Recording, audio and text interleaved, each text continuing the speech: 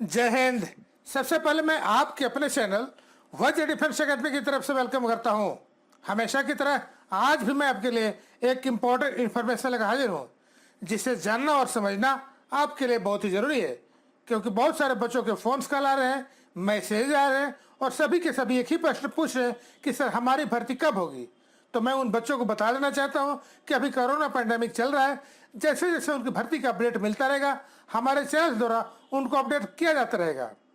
इसी बीच भारतीय सेना ने एक बहुत बड़ा फैसला किया है, जिसे आप ऐतिहासिक फैसला कह सकते हैं, क्योंकि इस राज्य के लिए एक नई वैकेंसी का ऐलान कर दिया गया है। इस राज्य के बच्चे इस वैकेंसी से टोटली वंचित थे, लेकिन भारतीय सेना ने एक बहुत बड़ा ऐतिहासिक फैसला लिया है। ये कौन सी राज्य की वैकेंसी है जिसे भारतीय सेना ने हमेशा के लिए उसको दे दिया है, इसके बारे में मैं आप लोग को पूरा डिटेल से समझाने की कोशिश करूंगा। उससे पहले अगर आप हमारे चैनल पर नए हैं तो चैनल को सब्सक्राइब कर दें, वीडियो को लाइक कर दें और बेल आइकन को प्रेस करना ना भूलें, ताकि आपके स्टेट, जिले और एरिया की भर्ती का लेटेस्ट अपडेट सबसे पहले मिलते रहे। जैसा कि आपको मालूम है, जो लड़के आर्मी, एयरफोर्स, नेवी या किसी और अन्य पारा मिलिट्री फोर्सेज की तैयारी कर रहे हैं, मैं केवल उन बच्चों के लिए ही भर्ती से रिलेटेड लेटेस्ट न्यूज लेकर आते रहता हूं।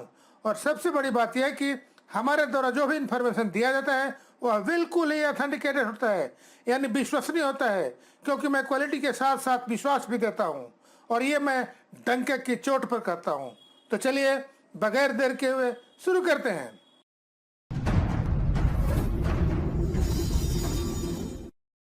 ये खबर टीवी 9 भारतवर्ष की तरफ से आ रहा है, देखिए, जिसे 7 नवंबर 2020 सुबह के 8:23 पर प्रकाशित किया गया है।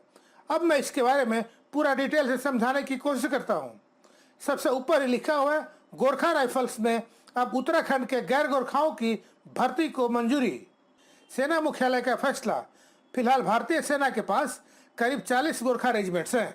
अब तक जीआर बटालियन में केवल नेपाल अधिवासित गोरखाओं और भारतीय अधिवासित गोरखाओं को ही भर्ती किया गया था। नेपाली और भारतीय सैनिकों के बीच 60-40 का अनुपात बताया जाता है। हालांकि कुछ साल पहले एक ऑल इंडिया गोरखा बटालियन को भी रेजिमेंट में शामिल किया गया था। भारतीय सेना मुख्यालय ने एक बड़ा नीतिगत फैसला लेते हुए गोरखा राइफल रेजिमेंटों में उत्तराखंड के गैर गोरखा कर्मियों की भर्ती को मंजूरी दे दी है। अगली भर्ती प्रक्रिया से यह नियम लागू किया जाएगा। सेना मुख्यालय के इस कदम से उत्तराखंड के गढ़वाली और कुमाऊनी युवा गोरखा रेजिमेंट में आसानी से शामिल हो सकेंगे। फिलहाल भारतीय सेना के पास करीब 40 गोरखा रेजिमेंट्स हैं। अब तक जीआर बटालियन में केवल नेपाली आदिवासी गोरखाओं और भारतीय आदिवासी गोरखाओं को ही भर्ती किया गया था। नेपाली और भारतीय सैनिकों के बीच 60-40 का अनुपात बताया जाता है। हालांकि कुछ साल पहले एक ऑल इंडिया गोरखा बटालियन को भी रेजिमेंट में शामिल किया गया था। 7 में से 3 रेजिमेंटों में शामिल होंगे गैर गोरखा कर्मी। सेना के अधिकारियों ने इंडियन एक्सप्रेस को बताया कि 7 जीआर रेजिमेंटों में से 3 में गैर गोरखा कर्मियों को शामिल करने की मंजूरी दी गई है। सेना मुख्यालय के एक वरिष्ठ अधिकारी ने भी इस बात की पुष्टि की।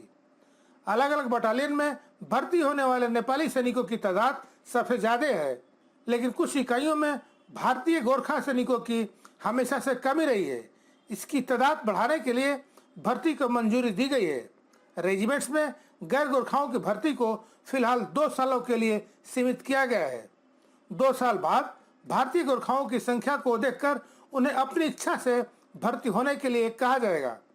नेपाल, भारत और ब्रिटेन के बीच 1947 में हुए त्रिपक्षीय समझौते के तहत भारत की सेना और ब्रिटिश सेना को नेपाल से गोरखा सैनिकों की भर्ती करने की अनुमति है। इस समझौते के तहत उस समय 10 जीआर रेजिमेंटों में से 6 भारत में और 4 यूके द्वारा बनाई गई थी। भारतीय सेना के पास 1, 3, 4, 5, 8 और 9 जीआर थी, और बाद में 7वीं और 11 जीआर की इसमें भी शामिल हो गई। वहीं ब्रिटिश सेना के पास 2, 6, 7 और 11 जीआर थी। गोरखा भर्ती अतीत की विरासत। इन्फेंट्री के अलावा गोरखाओं को एक ऑल गोरखा आर्टिलरी रेजिमेंट और एक मैकेनाइज्ड इन्फेंट्री बटालियन में भर्ती किया जाता है, जो मूल रूप से गोरखा राइफल्स में बने हैं। ये लोग जम्मू कश्मीर में राष्ट्रीय राइफल्स बटालियन में भी काम करते हैं। नेपाल के विदेश मंत्री प्रदीप कुमार ग्यावाली ने हाल में ही गोरखा भर्ती को अतीत की विरासत करार दिया था और 1947 के त्रिपक्षीय समझौते को फालतू कहा था। यह टिप्पणी भारत और नेपाल के बीच कालापानी विवाद के दौरान की गई।